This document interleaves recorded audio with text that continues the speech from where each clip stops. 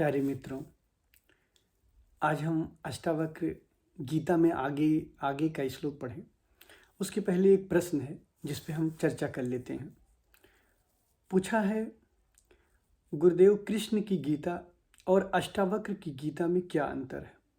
क्या दोनों गीता में कोई समानता भी है?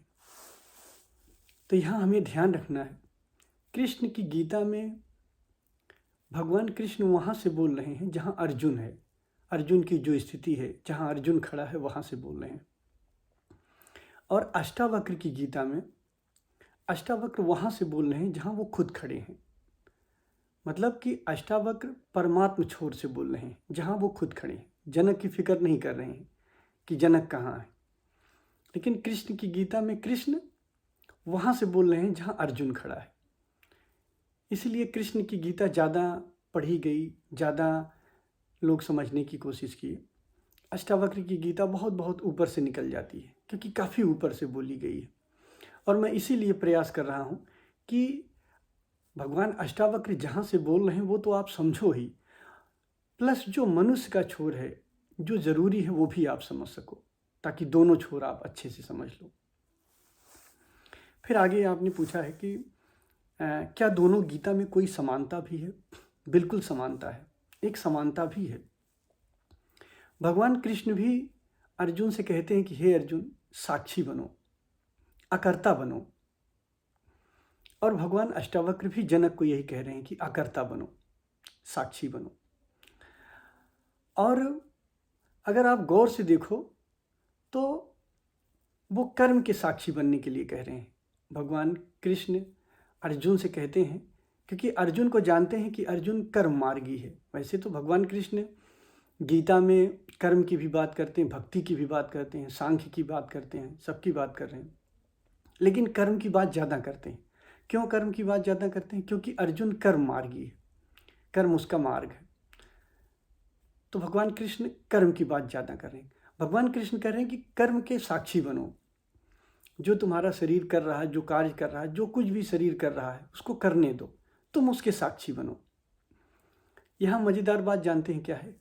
जब आप कर्म के साक्षी बनेंगे, देखो यहाँ कर्म के साक्षी के बारे में कह रहे हैं कि कर्म के साक्षी बनो, और भगवान अष्टावक्र कह रहे हैं कि जो विचार है उसके साक्षी बनो। जो विचार आ रहे हैं, जो तुम्हारे विचार चल रहे हैं, तो आप देख रहे हो कि अगर आप कर्म के साक्षी बनोगे, जब अर्जुन कर्म का साक्षी बनता है, अगर भगवान कृष्ण कहने से अर्जुन कर्म का साक्षी बन रहा है, तो यहाँ पे ध्यान देते हो कि जब आप कर्म के साक्षी बनते हो तो कर्म करते करते धीरे धीरे आपको ये समझ में आता है कि कर्म करने से पहले विचार आता है।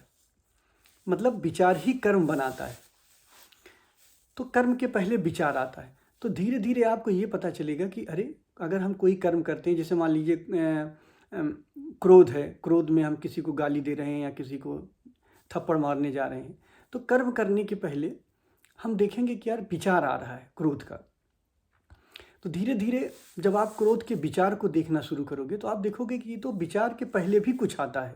आप हैरान हो जाओगे कि क्रोध के विचार के पहले क्रोध का भाव आता है। और जब आप क्रोध के भाव को भी देख लोगे, उसके भी साक्षी बनोगे, तो आप देखोगे आप एक ऐसी जगह पहुंच गए हो, एक ऐसी तरंगे हैं जो क्रोध के भाव को बना रही हैं। मतलब ऐसी जगह पहुंचोगे कि जहां क्रोध का भाव बनता है, तो धीरे धीरे आप पीछे चलते चले आओगे। फिर एक कंडीशन, एक जगह ऐसे आ जाओगे जहां आप पूरी तरीके से साक्षी में चले आओगे, जहां पे सारी चीज़ें बनती हैं। अब भगवान अष्टावक्र क्या कर रहे हैं? भगवान अष्टावक्र जनक से कह रहे हैं कि आप विचारों के साक्षी बनो। तो जब जनक विचार के साक्षी बनेंगे तो धीरे धीरे देखेंगे कि विचार के पहले भाव आता है। और अगर भाव को भी देख ले जाएंगे तो देखेंगे कि भाव के पहले कुछ तरंगे होती हैं। एक तरंग होती है, कुछ तरंगे होती हैं, जो तरंगे वही भाव बनाती हैं, और वही किसी चीज़ का भी भाव बनाती हैं। वही क्रोध का, काम का, मोह का, लोभ का, सारी भाव वो तरंगे बनाती हैं। तो यहाँ पे अगर देख ले जाओ तो भी बड़ी मज़ा है। आप यकीन नहीं करोगे कि अगर उन तरंगों को आप देख ले जाओ जो ये भाव बनाती हैं, तो आपको बड़ी कम मेहनत करनी पड़ेगी। मतलब अगर हम कर्म के लेवल पे देखते हैं, थोड़ा ध्यान से यहाँ समझिए, अगर हम कर्म के लेवल पे देखते हैं, कर्म को जब आप देखोगे तो कर्म के लेवल पे देखना तो आसान होता है, आसानी से आप देख लेते हो, लेकिन वहाँ पे विसर्जित करना बड़ा मुश्किल है। अब मान लीजिए आपको किसी के ऊपर गुस्सा आई, आप थप्पड़ मारने जा रहे हो और कोई आपको गुरु कह रहा है कि जरा इस कर्म के साक्षी बन जाओ, या विचार के लेवल पे सही आपको बहुत क्रोध आया है, आप किसी को गाली देने जा रहे हो, मतलब कि विचार के लेवल पे आए, विचार के लेवल के बाद कर्म बन जाता है। अब आप गाली देने जा रहे हो, कुछ उसको बोलने जा रहे हो, अब कोई आपसे कहता है कि साक्षी बन जाओ, तो साक्षी बनना तो आसान है, वहाँ पे आप बन सकते हो, लेकिन उस कंडीशन में बन नहीं पाता। आदत इतनी प्रबल होती है कि आपको गुस्सा लगी हुई है या आप कोई कर्म कर रहे हो और वहाँ साक्षी बनने के लिए कहा जाता है, तो साक्षी तो आप बन सकते हो वहाँ पे, लेकिन वो बहुत कठिन हो जाता है क्योंकि वो वेग बहुत प्रबल होता है वृत्तियों का, वहाँ आपसे करा ही ले जाता है। तो आसान तो चलो होता है कि चलो ठीक है, अगर आप वहाँ पे कर्म के लेवल पे साक्षी बनना चाहो, देखना चाहो, या विचार के लेवल पे देखना चाहो, तो दिख तो आसानी से जाता है, लेकिन विसर्जित करना बहुत कठिन होता है कि हम विचार के लेवल पे विसर्जित कर ले जाएं या कर्म के लिए भी विसर्जित कर ले जाएं। वो विचारों को विसर्जित करना विचार के लेवल पे बहुत कठिन होता है, भाव के लेवल पे थोड़ा और आसान हो जाता है।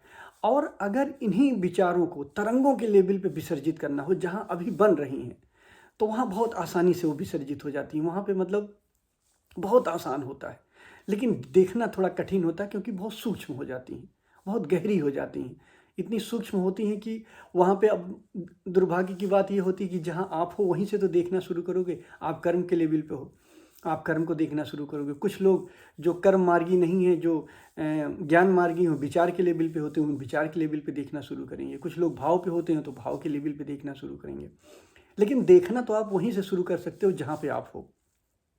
तो इसके लिए आपको सतत सजग रहना पड़ेगा, बार बार सजगता का प्रयास करना पड़ेगा, आपको सजगता बढ़ानी पड़ेगी।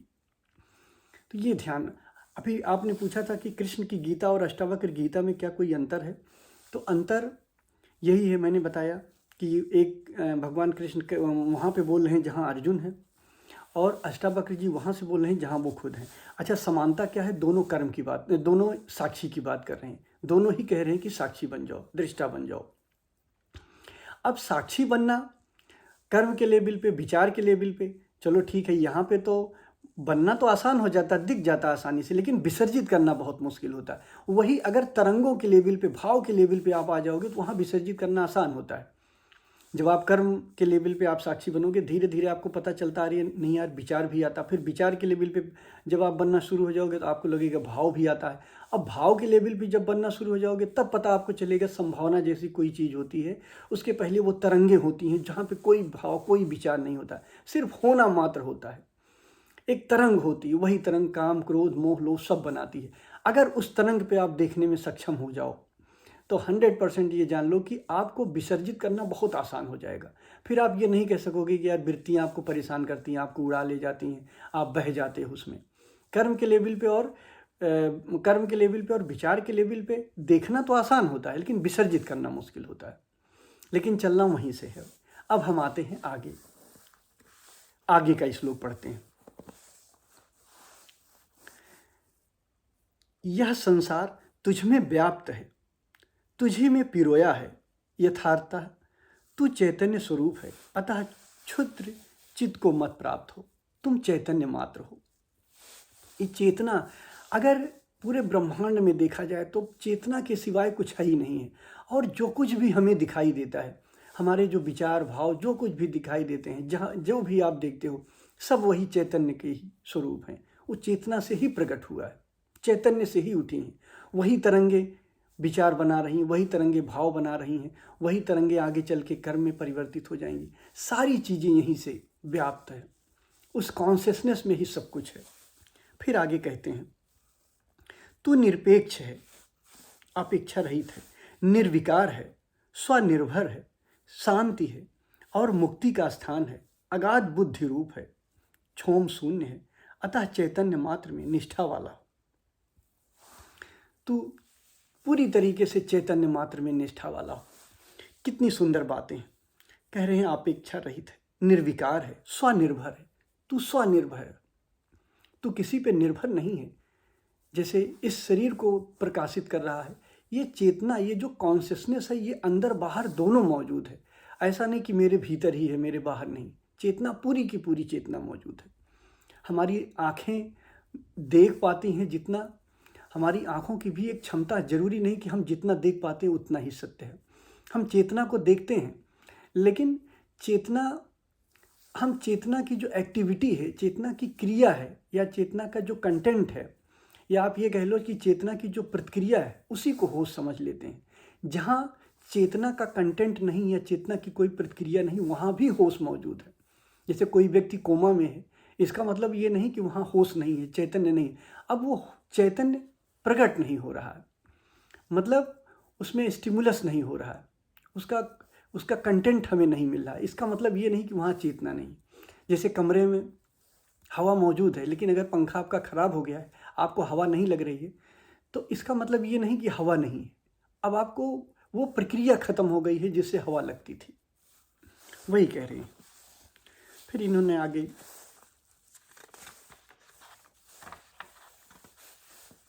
फिर आगे लिखा है, साकार को मिथ्या जान, निराकार को निश्चल स्थिर जान। इस तत्व के उपदेश से संसार में पुनः उत्पत्ति नहीं होती। ध्यान रखना, यहाँ पे साकार को मिथ्या जानने की बात करें। भगवान अष्टावक्र बार बार अनुभवगत ज्ञान की बात कर रहे हैं, बौद्धिक ज्ञान और फिर अनुभवगत ज्ञान। बौद्धिक ज्ञान जनक को समझा रहे हैं और फिर अनुभवगत ज्ञान में उतारने की कोशिश कर रहे हैं। मतलब सुनते चलो और अनुभव करते चलो, सुनो और अनुभव करते चलो। साकार को मिथ्या जान, निराकार को निश्चल स्थिर जान। निराकार, जब आप ध्यान करते करते अपने भीतर देखते हो, आपका होना मात्र रह जाता है, एक चैतन्य स्वरूप, एक कॉन्शियसनेस रह जाती है, वही सत्य है। वही कॉन्शियसनेस से, वही चेतना से, उसी चेतना से पूरी सृष्टि की उत्पत्ति हुई है। अगर आप बोल पा रहे हो, आप चल पा रहे हो, आपके विचार उत्पन्न हो रहे हैं, ये शरीर, आप कर्म कर सकते हो, वो सारी चीज़ें वहीं से उत्पत्ति हुई, वहीं से सारी क्रियाएं हो रही हैं। तो जो निराकार, उसको सत्य मान। अच्छा, एक चीज़ यहाँ पे और ये बता रहे हैं, ये कह रहे हैं कि साकार को मिथ्या जान, निराकार को निश्चल स्थिर जान। इस तत्व के उपदेश से संसार में पुनः उत्पत्ति नहीं होती। एक बात आप जान रहे हो, भगवान अष्टावक्र बार बार कह रहे हैं, कई बार कह रहे हैं कि तू चैतन्य स्वरूप है, तू साक्षी है, तू सबका एक साक्षी है, तू अंदर बाहर स्थित है। तो ये जन्म किसका हो रहा है? मतलब ये बता रहे हैं कि संसार में पुनः उत्पत्ति नहीं होती। तो ये जो जन्म मरण की प्रक्रिया होती, किसकी होती है? कौन जन्म लेता है? यहाँ ध्यान से समझ लेने वाली बात है। देखो, आत्मा का जन्म नहीं होता, आत्मा की जन्म की बात नहीं किया जा रहा। जो हमारी पहली शरीर है, स्थूलमय शरीर नष्ट हो जाती है मृत्यु के बाद। उसके बाद दूसरी शरीर हमारी प्राणमय शरीर होती है, जिसका आहार श्वास होता है। ये भी जब बच्चा गर्भ में आता है, उस समय ये आती है और मृत्यु के उपरांत ये भी समाप्त हो जाती है। तीसरी शरीर मनोमय शरीर है, स्थूलमय शरीर, प्राणमय शरीर और तीसरा मनोमय शरीर। मनोमय शरीर जिसका भोजन विचार है, जिसका आहार विचार है।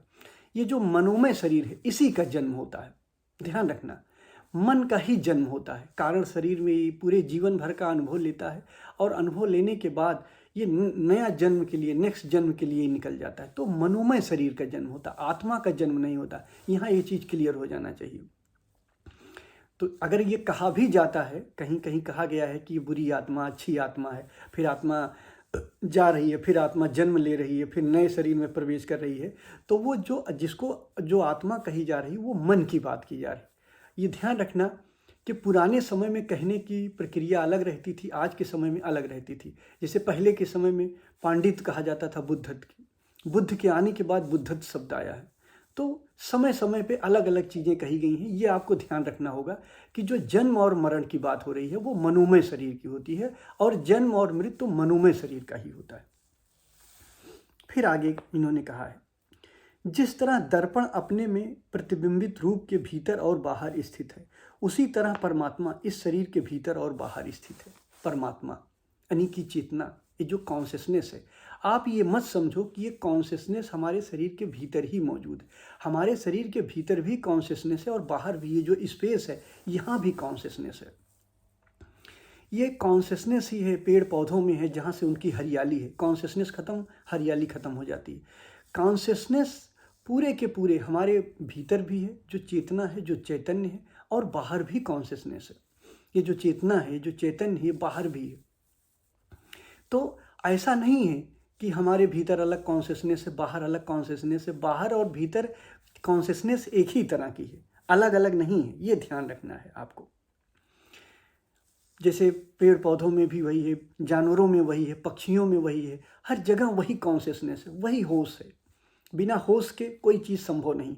वही कॉन्शियसनेस की बात कर रहे हैं, अनुभव की बात कर रहे हैं उसकी। अब बता रहे हैं जिस तरह दर्पण अपने में प्रतिबिंबित रूप के भीतर और बाहर स्थित है, उसी तरह परमात्मा इस शरीर के भीतर और बाहर स्थित है। जैसे आपके घर का जो स्पेस है और जो बाहर का स्पेस है वो अलग अलग नहीं है। आपने दीवार बना लिया, घर बन गया। घर और बाहर के स्पेस में क्या अंतर है कि अगर बाहर के स्पेस को आप दीवारों से कवर कर ले रहे हो तो वो घर हो जा रहा है। बाहर का स्पेस और भीतर का स्पेस तो एक ही है। वैसे ये चेतना हमारे शरीर के बाहर भी है और भीतर भी है, बाहर भी है और भीतर भी है।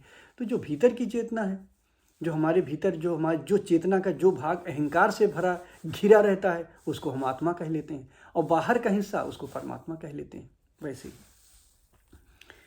फिर आगे लिखा है, आगे का श्लोक है, जिस प्रकार सर्वव्यापी एक आकाश घट के भीतर और बाहर स्थित है, उसी तरह नित्य और निरंतर ब्रह्म सब भूतों में स्थित है। देखो वही बात हुई। ब्रह्म जो आपके भीतर चैतन्य की अवस्था, जो चेतना, देखो मैंने अभी बताया आपको, भगवान अष्टावक्र बता रहे हैं, उदाहरण बहुत सही दे रहे हैं। जिस प्रकार सर्वव्यापी एक आकाश घट के भीतर और बाहर स्थित है। जो आकाश है, अगर बहुत सारा घट हो, घट के बाहर भी है वही, भीतर भी वही है। मान लीजिए बहुत सारे घड़े भी रखे हों, आप देखो घड़े में, एक घड़े में जो स्पेस है, दूसरे घड़े में जो स्पेस है, तो जो घड़े में स्पेस है वो अलग अलग स्पेस थोड़े है। घड़ा को घड़ा आप क्यों कह रहे हो? स्पेस का जो भाग कवर कर दिया गया है, जो कवर्ड हो गया है, उसको आप घड़ा कह रहे हो। वैसे ही हमारे भीतर का जो चैतन्य पूरा का पूरा है, मतलब चराचर बाहर भीतर पूरी तरीके से चैतन्यमय है। लेकिन चैतन्य का जो हिस्सा हमारे अहंकार से घिरा होता है, हमारे मन से घिरा होता है, उसे आत्मा कहते हैं। और जो बाहर का स्पेस होता है, जो बाहर का आकाश होता है, यानी कि जो बाहर का चेतना होता है, कॉन्शियसनेस होती है, उसे ब्रह्म कहते हैं, परमात्मा कहता है। तो वो दोनों कहते हैं, वो दोनों एक है, वो अलग अलग नहीं है। बस कवर करने की बात होती है कि हमें अपने भीतर, लेकिन अनुभव आप अपने भीतर से ही करोगे। जब भी आप सत्य का अनुभव करोगे, परमात्मा का अनुभव करके, आप अपने भीतर से करोगे। पहले आत्मा का अनुभव करोगे, फिर धीरे धीरे आपको पता चलेगा कि ये जो मेरा होना है, भाई विचार गया, भाव गया, एक कंडीशन ऐसी आती है कि आपका होना मात्र रह जाता है, सिर्फ शुद्ध कॉन्शियसनेस रह जाती है, विशुद्ध बोध, शुद्ध होश रह जाता है, आपका होना रह जाता है। ये आपका होना अंदर और बाहर दोनों है। तब आपको ये पता चलता है कि सिर्फ मेरा होना नहीं, बाहर भी होना मात्र है। ये होना दोनों का होना है। तब आपको परमात्मा का अनुभव होता है। अच्छा, इतनी ही बातें सुनकर, जितनी बातें अभी बताई गई, इतनी ही बात सुनकर जनक मुक्त हो जाते हैं। और जब जनक मुक्त हो जाते हैं तो भगवान अष्टावक्र को भी एक बार वो भी सरप्राइज हो जाते हैं। उनको भी एक शक हो जाता है कि यार इतनी जल्दी जनक मुक्त हो गए। मैंने अभी थोड़े से कुछ श्लोक ही बोले होंगे, 20-22 श्लोक मैंने बोला, और जनक मुक्त हो गए। संदेह हुआ अष्टावक्र को। अष्टावक्र अभी आगे बड़ी गहरी परीक्षा लेते हैं और परीक्षा लेके कन्फर्म करते हैं कि ये मुक्त हो गए हैं, सच में मुक्त हुए हैं। क्योंकि यहाँ बहुत लोगों को भगवान अष्टावक्र का ये अष्टावक्र गीता सुन के बहुत लोगों को भ्रम हो जाता है कि वो मुक्त हो गए। ये ध्यान रखना, अष्टावक्र गीता के साथ बहुत बड़ा खतरा है। ज़्यादातर लोग जब अष्टावक्र गीता पढ़ते हैं और इसको पढ़ने के बाद भ्रम हो जाता है कि वो मुक्त हो गए। इस भ्रम में मत रहना, क्योंकि मुक्ति का भ्रम होना ये सबसे बड़ा भ्रम है और बहुत बड़ा धोखा है कि हम मुक्त हो गए। इतना आसान नहीं। जब आप मुक्त हो जाओगे उसके कुछ लक्षण होते हैं, उन लक्षणों को खोजो। आप खोजो कि क्या आपके वृत्तियां, आपका दुख अब आपको परेशान नहीं कर सकता, क्या मन आपको अब परेशान नहीं करता है, क्या आप जागे रहते हो, क्या आप अपनी वृत्तियों के राजा हो, आप खुश रहते हो, आनंदित रहते हो, क्या ये सब लक्षण आप में है, आप चैतन्य हो, सच्चिदानंद हो, सच्चित आनंद हुए, आपके जीवन में आनंद आया, क्या आप रात में सोते हो तो अब सपने नहीं आते। अगर मान लो आप मुक्त हो गए दिन में आपको लगता है कि आप मुक्त हो गए, रात में सोए हो और बहुत डरावने डरावने सपने आ रहे हैं, आप पसीने पसीने हो गए हो, आप परेशान हो गए हो। तो कौन सी मुक्ति, कैसी मुक्ति? मृत्यु के बाद, जन्म के बाद और मृत्यु के पहले, मतलब कि जब मृत्यु होती है, जब ये शरीर आप जब चेतना निकल जाती है, मतलब चेतना निकलने का मतलब मन जब निकल जाता है, तो मौत के बाद और जन्म के पहले भी जो आत्मा रहती है, यानी कि जो मनोमय शरीर है, वो स्वप्नावस्था में रहती है, वहाँ भी पीड़ा में जाती है। तो क्या अब आप सपना नहीं देखते हो? अगर मुक्त हो गए हो, कोई भी अगर मुक्त हो जाता है तो समझ लीजिए वो सपना देखना बंद कर देता है, सपने नहीं देखता है। तो क्या आप सपने नहीं आते आपको? आप ये सब अवलोकन करो अपने भीतर। अष्टावक्र गीता पढ़ के बहुत जल्दी ये डिसाइड न कर लो कि आप मुक्त हो गए। अष्टावक्र के लिए तो आप मुक्त हो, क्योंकि जिस दिन अष्टावक्र मुक्त हुए उस दिन उनको पता चल गया कि सभी मुक्त है, उस एक की सिवाय कुछ है ही नहीं है। तो बंध कौन है? फिर तो सब मुक्त हैं। लेकिन अगर आपका अनुभव नहीं है, ये आपका अनुभव होना चाहिए कि आप मुक्त हो, तभी मुक्त हो। अगर कोई बुद्ध हो जाता है तो बुद्ध के लिए तो सब मुक्त हैं, जिस दिन वो मुक्त होता है उसी दिन पूरा अस्तित्व मुक्त हो जाता है। लेकिन आप मुक्त हो इसकी घोषणा आप तभी कर सकते हो जब आपका अनुभव हो, बौद्धिक ज्ञान ना हो। क्योंकि ये बड़ा कन्फ्यूजन हो जाता है। मेरे पास भी लोग चले आते हैं कि मैंने अष्टावक्र पढ़ा और गुरुदेव मैं तो मुक्त हूँ, मुझे पता चल गया। और कुछ दिन बाद कहते हैं कि मैं तो मुक्त हुआ, फिर भी मैं बहुत दुखी रहता हूँ, बहुत परेशान रहता हूँ। अगर आप मुक्त हो जाओगे, आप दुखी नहीं रहोगे, आप पीड़ित नहीं रहोगे, आप परेशान नहीं रहोगे। ध्यान रखना, मन आपको कभी भी नचा नहीं पाएगा। मन विसर्जित रहता है, गुलाम की भांति रहता है, जब आप चाहते हो इसका उपयोग करते हो। बहुत बड़ी घटना है मुक्ति, जीवन आनंद से भर जाता है। जिस दिन वो परम समाधि लगती है, आपका जीवन आनंद से भर जाता है। आपके जीवन में दुख नाम का कोई चीज़ नहीं होता है। मतलब कष्ट हो सकता है, शरीर का कष्ट अलग है, दुख बहुत बाहर बाहर बाहर होता है, आपके केंद्र पे कुछ भी नहीं होता है। तो कभी भी इस भ्रम में मत पड़ जाना कि हम मुक्त हैं, जब तक आपका अनुभव ना हो जाए। यहाँ अष्टावक्र जी भी यही, अभी आगे जनक की परीक्षा लेंगे, जब हम आगे श्लोक पढ़ेंगे आगे, तो जनक की परीक्षा लेंगे। जब आप जनक अपना अनुभव बताएंगे तो आगे चल के परीक्षा लेते हैं। क्यों परीक्षा लेते हैं? क्योंकि उनको भी लगा होगा, बहुत से ऐसे लोग आ गए होंगे उनके पास जिन्हें मुक्ति का भ्रम हो गया होगा। इसलिए, क्योंकि मुक्ति के लिए हमें बहुत बड़े होश की ज़रूरत होती है। हमारा होश बढ़ते बढ़ते हम जो लोग भी, अभी आप यहाँ कह सकते हो कि चलो अच्छा बताइए कि जनक कैसे मुक्त हो गए, इतनी जल्दी क्या हुआ? तो आप जनक की सिर्फ पैसिव अवस्था देखिए। भगवान अष्टावक्र ने कुछ श्लोक कहा और जनक मुक्त हो गए। जनक के जीवन का आपने दुख नहीं देखा है। बहुत बड़े राजा थे, बहुत ज़्यादा मतलब जो पूजा पाठ बहुत सारी चीज़ें कराते रहते थे, बहुत ज़्यादा ध्यान कराते रहते थे, अलग अलग चीज़ों से बहुत ज़्यादा क्रिया योग करते थे। क्रिया योग से धीरे धीरे इनका होश का लेवल बढ़ता गया।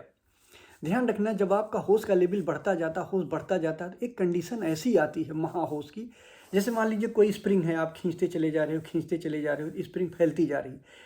एक कंडीशन ऐसी आती है, स्प्रिंग फिर वापस नहीं आती है। ऐसे हमारा होश है, हम होश को बढ़ाते जाते हैं, बढ़ाते जाते हैं। एक घड़ी ऐसी आती है कि हमारा होश इतना बढ़ जाता है, उस थ्रेशोल्ड पॉइंट तक पहुंच जाता है जहां से होश वापस नहीं आता है। उसके बाद जब आप पैसिव फेज में बैठते हो, सब छोड़ देते हो, अब जो होता है सब होता है। जब आप पैसिव फेज में बैठते हो उसके बाद, तब आप सोते नहीं हो, नहीं तो आप सो जाओगे। आप पैसिव फेज में डायरेक्ट नहीं जा सकते हो। अगर एक्टिव फेज आप नहीं किया है तो पैसिव फेज में आप पक्का सो जाओगे। आपको लगेगा, भ्रम हो जाएगा कि आप समाधि में चले गए या आपको ध्यान लग गया। ये सब समझ लो जो बहुत बड़ा धोखा है, ऐसा कुछ नहीं होगा। ये ध्यान रखना, जब तक एक्टिव फेज नहीं पूरा होगा। जनक थक चुके थे साधना से, एक अंतिम समय में भगवान अष्टावक्र आए और उनको मुक्त करा दिया। ऐसे रामकृष्ण परमहंस के साथ हुआ था। काली की साधना करते थे और इतने ज़्यादा होशपूर्ण हो गए थे कि उन्हें काली ही दिखती थी। भक्त भी बहुत ज़्यादा होशपूर्ण हो जाता है। फिर तोतापुरी को कुछ नहीं करना पड़ा, आए और सीधे पैसिव फेज में ले गए, समाधि घट गई। कहा छोड़ दो अब सब कुछ, अब कुछ किए कि गए, अब सब कुछ छोड़ के बैठ जाओ, सिर्फ साक्षी बन जाओ। तो ये साक्षी कब घटा? जब होश पूरा हो गया था। यही भगवान बुद्ध के साथ हुआ। आप सोचते हो कि उस पेड़ के नीचे बैठे थे भगवान बुद्ध और वो सुबह का तारा देखते हुए और देखते देखते मुक्त हो गए? नहीं, 14 साल भगवान बुद्ध की वो कठिन परीक्षा आपने नहीं देखा। वो जो 14 साल एकदम जर्जर हो गए थे, हर तरह से पंडितों ने और उनको ज्ञान देने वालों ने जो कुछ भी समझाया, हर तरह की प्रक्रिया वो करते चले गए, सब कुछ करते चले गए, थक गए। और थकते थकते फिर एक दिन वो बोध वृक्ष के नीचे बैठे और तारा देखते देखते और मुक्ति इनलाइटेंट हो जाते हैं। तो ये जो 14 साल का जो ये घटना है, 13 साल 14 साल की जो घटना है, वो एक्टिव फेज की घटना है। उसने होश को पैदा किया। ध्यान रखना, एक्टिव फेज में होश पैदा होता है और पैसिव फेज में होश पूरी तरीके से छोड़ दिया जाता है। एक्टिव फेज में पहले बताया भी हूँ, इसके पहले वाले भाग 2 में, अभी बता देता हूँ। एक्टिव फेज में आप बार बार आपको प्रयास करना पड़ता है होश में आने की, और पैसिव फेज में आप छोड़ देते हो कि एकदम सजग हो जाते हो, छोड़ देते हो और अपनी तरफ से कोई प्रयास नहीं करते हो। तो आप चलते फिरते उठते बैठते जितना ज़्यादा हो सके विचारों को देखो। आप सड़क पे चल रहे होते हो, आपके विचार नाजायज चल रहे हैं, कोई मतलब नहीं है। सड़क पे आप चल रहे हो, कोई अलग विचार आ रहा है। खाना खा रहे हो, कोई विचार चल रहा है, तो आप खाना खाते हुए चलते हुए सड़क पे सजग रहो, विचारों के प्रति देखते रहो कि मनीराम कहाँ जा रहे हैं, इस समय हमारे मन में क्या हो रहा है। हम सड़क पर चल तो रहे हैं, भोजन तो कर रहे हैं, मनीराम कहाँ है, मन कहाँ जा रहा है, इस समय मन कहाँ है हमारा। तो मन को देखते रहो। तो धीरे धीरे देखते देखते आपका होश बढ़ता जाएगा। जब होश बढ़ता जाएगा फिर आप सजग होगे तो आपको समाधि लगेगी, आप ध्यान में जाओगे। इसके बाद अष्टावक्र का इसके बाद का श्लोक अगले भाग में बताएंगे। तब तक आप सजग रहने का प्रयास करिएगा, ज़्यादा से ज़्यादा आप सजग रहो। धन्यवाद।